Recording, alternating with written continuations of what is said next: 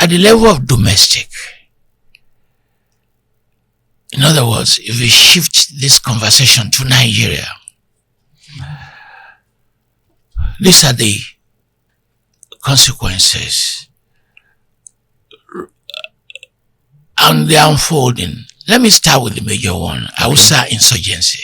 Hausa Insurgency. People are not noticing that. In fact, I've been posing the question, is someone funding that Hausa Insurgency? It's been growing that they are not Fulani, but the complaint is muted. Now, they are trying to assert themselves.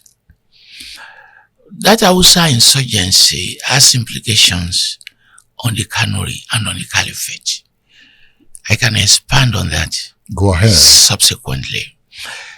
That part of the success of the jihad, 1804, consolidated by 1817, was to consolidate the Sokoto Caliphate. And one of the preeminent achievements of the Sokoto Caliphate was not just the physical conquest of Hausaland, but the physical conquest of Hausa identity. When you say physical conquest, what does that mean? It's their land. The jihadists took over Hausaland. I mean, that's an expansive land which they claim to Ilorin. I mean, that's huge. They tried with the Kanuri, but the Kanuri refused. So what you call Boko Haram today, that's not a Fulani insurgency. That's a Kanuri insurgency. Because these insurgencies are many. And you also notice that the area you call Central Nigeria, which the Fulani tried to conquer, in many cases unsuccessfully, TV insurgency. You remember 1963, the fight against the Fulani. Igala insurgency. The area you now call Northern Igboland, the area of Funsuka, you know, the Igbo is close to Idoma, Igala, Tiv people. If you study their names, they're basically so similar. That insurgency is there. Now, and also remember that huge area called Central Nigeria, Benue State, they are now saying, call it a different zone, that they are not Northerners. In fact, some weeks ago, they did a protest in Abuja. So, because there's this unfolding crisis, here's what is going on. The Fulani are saying, why can't any Fulani outside of Nigeria come and live in Nigeria? Remember, a state governor said that. Yeah. Saying, look, any Fulani from anywhere in Africa can come. The Fulani is an African citizen. Yes. That is, let us swell our number and let us swell our prestige. Remember, they are linking Nigeria with Niger, with the area you call the Sahel, Burkina Faso, Mali. But in that linkage, they are doing an ethnic linkage up until Gambia. And you could see in what we call insurgencies here, people will make the argument they are not just Nigerians who are creating this problem. They also come from the outside. So that's outside. That identity coming from outside is the Fulani identity. Yes. And you remember, I'm talking, this interview is being conducted in Ibadan. People are not noticing what is going on. That they now have an identity called Yoruba Fulani. Yoruba Fulani. Yes. The Fulanis that came to Yoruba land. Yes, that's Yoruba Fulani. We go to Ogbomoso, Igbo, Upper Ogun, Ilorin. They are now creating an identity called the Yoruba Fulani. It used to be Islamic identity. But they're now saying, okay, we are Fulani Yoruba. They are Fulanis, but most of them were born in Yoruba land. Yes. But you know, that concept of Fulani Yoruba, they are trying to separate it from Yoruba identity. That was the Fulani Yoruba that Sunday Igboho attacked. The Fulani herdsmen, the Fulani that were attacking the forests. That was the one he was attacking. But again, some of them that were uprooted were Fulanis that were born in Yoruba land. So they lived there. Correct, but they used to self-identify as Muslims. You understand? But now they've added a second layer now. Muslims first, and now Fulani Yoruba. It's just growing now. When Ottoman Danfodio came, did he come with Islamization? He didn't actually come. He was living in the region. Although with an extensive connection to North Africa because of what we call Islamic Brotherhood. There are various Islamic Brotherhoods then and now. Qadiriya Brotherhood, Tijaniya Brotherhood. If you say Tijaniya Brotherhood, it refers to a man called Tijani who formed the Brotherhood. Qadiriya Brotherhood, to Qadiriya, they have their doctrines. Some are Sufi, some are non-Sufi.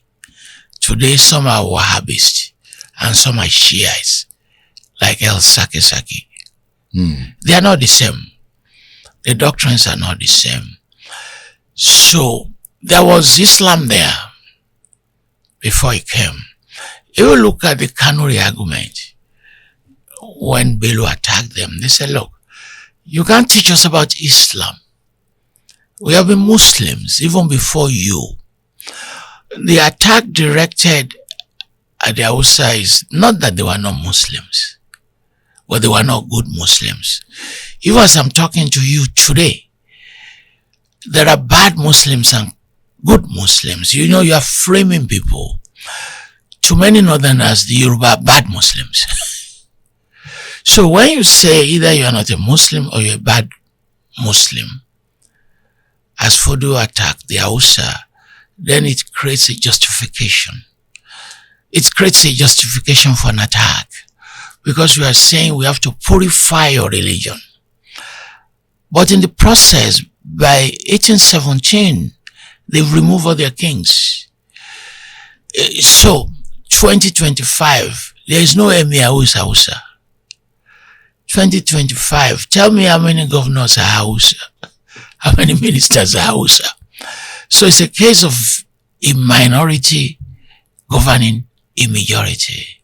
They took over Hausaland. Yes, the physical space. Conquered Hausa state. Yes. And governs them. Yes, till now. So when you talk about Hausa insurgency, yes, what is its aim? So the aim is similar to what the Kanuri did in the 19th century, which is to say, first of all, don't call us Fulani. And they're saying, don't use the label Hausa Fulani. Let us separate both. Let us now create an Hausa Fulani, Hausa identity. So that when you are allocating positions, ministries, and land, give us our own. In other words, they're building a movement.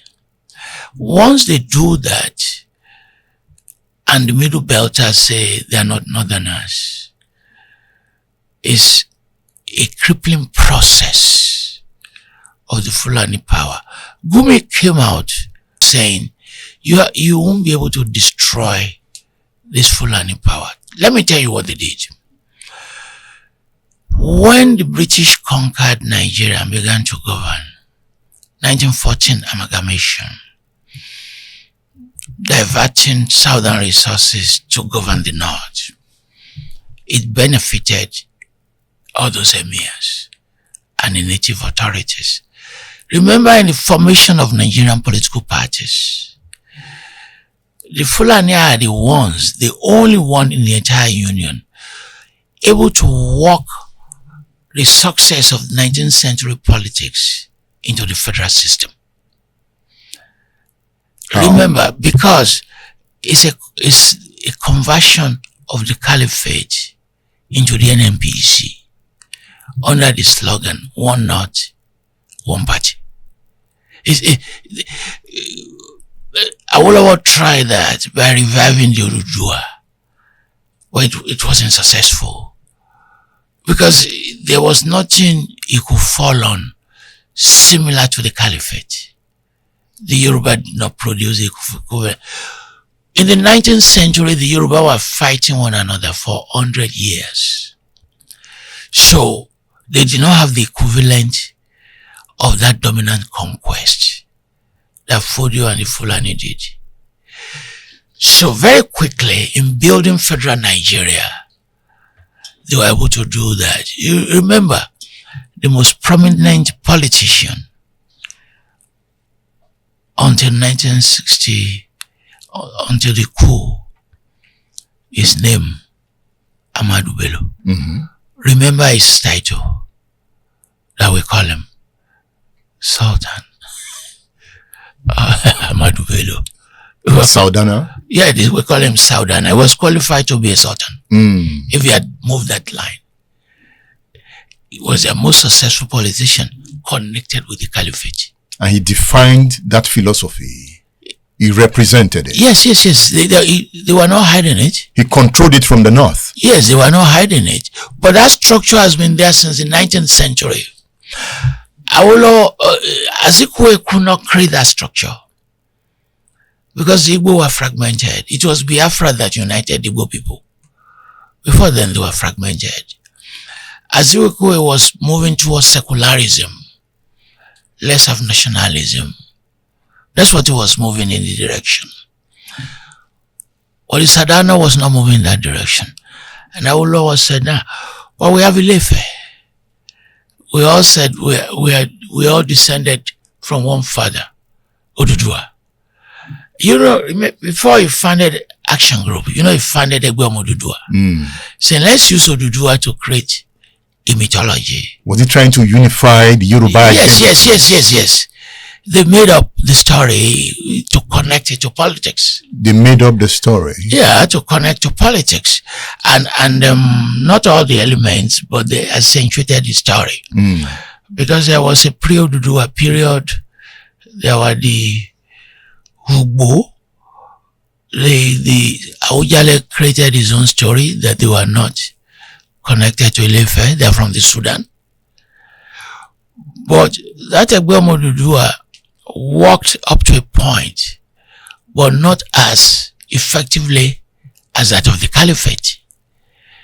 Because by the late 50s, the story began to unravel. Remember, they removed Adeyemi as the Oni of Ife. They elevated Aderemi. Oyo? Oh, yeah. Okay. Yeah. Alaafin for you. Yes, he was removed because he was not buying into that Oduduwa unity framework. And remember, the NCNC was strong. So, the best way to explain it, 1866, the Yoruba fought the 16 Years' War. The Kiriji War? Yes. It was, Latosha began that war, the war to end all wars. So that fourth line in that war also became the fourth line in politics. Subsequently, you remember Elisha, you remember Ibadan, Ogbomoso. By the time the MPN was formed, they were following that fourth line of the 19th century. You see Oluloyo winning the election, right? Reviving some of the politics of the Kiriji War in alliance with Ogbomoso that joined them, with Oyo that joined them. And remember, when Azik was playing the nationalist game, right, he was also able to split the Yoruba people. Because fortified NCNC zone included area you now call Elisha. And that became extremely difficult to handle. You know, in this book, Decolonizing Nigeria 1945 to 1960, yes, Politics, Power, and Personality, some of the points you have explained are well documented here. And the personalities. Yes. The key personalities and what their strategies were. But today, you know, they are being repeated. So, that fight led to the Civil War. All the fights that led to the Civil War, they're still with us. Now, let's come back a bit. Yes. we've talked about Hausa insurgency. Yes. So what does it represent? How do I define it? How do I see what is going on? Is Hausa insurgency? Is it violent? It's not. It's ideological. That we are not Fulani. That's an insurgency. So who is the bandit? The Hausa will say it's the Fulani who are the bandits. So what does the bandit want? It depends, because you can't lump bandits together. There are cattle rustling issues. There are grazing issues. There is a fight against the secular state. There is a Sharia issue. There is a greater Fulani issue. They are not the reasons are, people tend to see the reason as one, but it's not one, because there are clusters of reasons which we lump together, but we have to separate them, because if you don't separate them, you cannot have even the strategies to subdue them. For instance, Boko Haram is also articulating a Kanuri insurgency. So we can't lump them together as bandits. The one that goes into Benue, kills indigenes, occupy their lands. Who is that bandit? So those they are revolving around cattle, around land. Remember, the Fulani expansion has followed that trick. You know, arising from the part of what you call Gambia, Senegambia, they move successfully to Central Africa. The first president of Cameroon that you call Ahijo is not even from Cameroon. It's from where Atiku comes from. If you fast forward to 2025, what the prayer of Tinubu in 2027 is to have a binary competition, which connects to this topic.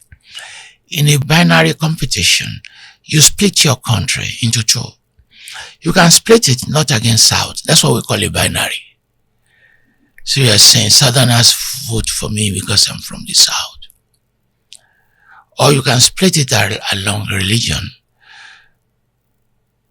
Remember, I came up with a Muslim ticket.